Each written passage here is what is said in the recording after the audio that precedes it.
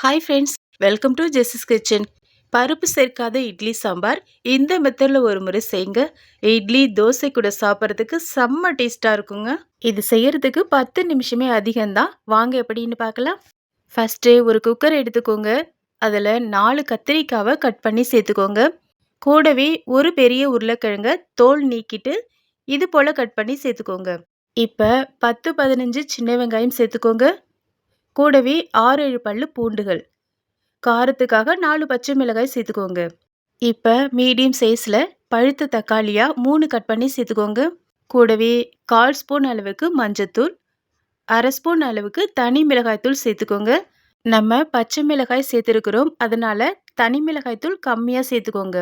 இப்போ இது கூட மிஸ் பண்ணாமல் 1 டீஸ்பூன் அளவுக்கு சாம்பார் பொடி சேர்த்துக்கோங்க. கூடவே தேவையான அளவு கல்லுப்பு சேர்த்துக்கோங்க.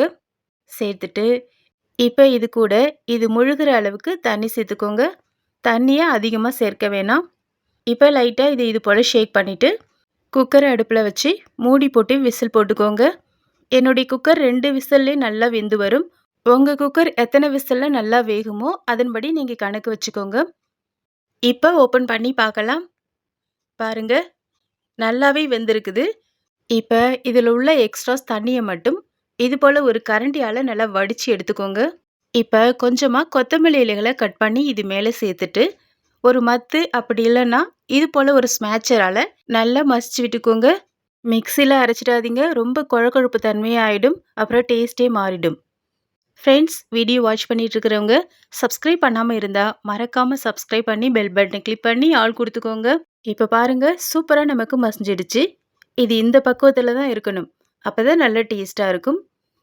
இப்போ இது கூட வடித்து வைத்த தண்ணியை சேர்த்துக்கோங்க. ஒரு கரண்டியால் நல்லா இது போல் கலந்து கொடுத்துக்கோங்க. பாருங்க, ரொம்ப கெட்டியாகவும் இருக்கக்கூடாது, தண்ணியாகவும் இருக்கக்கூடாது. இந்த பக்குவத்தில் தான் இருக்கணும். அப்போ தான் இட்லி தோசை கூட ஊற்றி சாப்பிட்றதுக்கு நல்ல டேஸ்ட்டாக இருக்கும். இப்போ ஒரு தாளிப்பு கரண்டியில் 3 டேபிள் ஸ்பூன் அளவுக்கு ஆயில் சேர்த்துக்கோங்க. எண்ணெய் சூடான பிறகு 1 டீஸ்பூன் கடுகு உளுத்தம்பருப்பு சேர்த்துக்கோங்க. இது பொரிந்த பிறகு 4 காய்ந்த மிளகாய், 1 கொத்து கருவேப்பிலை இலைகள், கூடவே 1 டீஸ்பூன் வரமல்லியை நுணுக்கிட்டு சேர்த்துக்கோங்க. கூடவே ஒரு கைப்பிடி சின்ன வெங்காயம், கொஞ்சமாக பெருங்காயத்தூள் சேர்த்துக்கோங்க. இப்போ இது நல்லா இது போல் மிக்ஸ் பண்ணிவிட்டு இப்போ இந்த தாளிப்பை இந்த கடையில் கூட சேர்த்துக்கோங்க. சேர்த்துட்டு இது கரண்டி வச்சு நல்லா இது போல் மிக்ஸ் பண்ணிக்கோங்க. அவ்வளோதான், சட்டுன்னு செய்திடலாம்.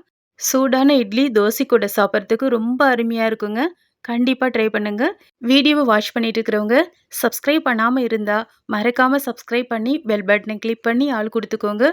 Okay friends, thank you. நெக்ஸ்ட் வீடியோவில் பார்க்கலாம். பாய்.